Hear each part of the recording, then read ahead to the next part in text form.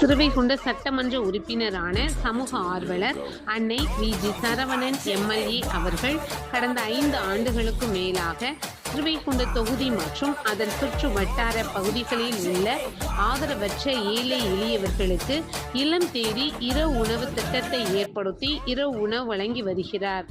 இந்நிலையில் தமிழக வெற்றி கழகத்தின் ஐம்பெரும் கொள்கை தலைவர்களுள் ஒருவரான சமூக ஆர்வலர் அஞ்சலையம்மாளை கொள்கை தலைவராக அறிவித்ததன் ஏற்பால் தமிழக வெற்றி கழகத்துடன் இணைந்து தமிழகத்தின் நிரந்தர முதல்வர் திரு சி. ஜோசப் விஜய் அவர்களின் ஆசையுடன் கழக பொதுச் செயலாளர் அண்ணன் புசி என். ஆனந்த் அவர்களின் வழிகாட்டுதலின்படியும் மதிய உணவு மற்றும் இரவு உணவு திட்டத்தை ஏற்படுத்தி உணவு வழங்கி வருகிறார்.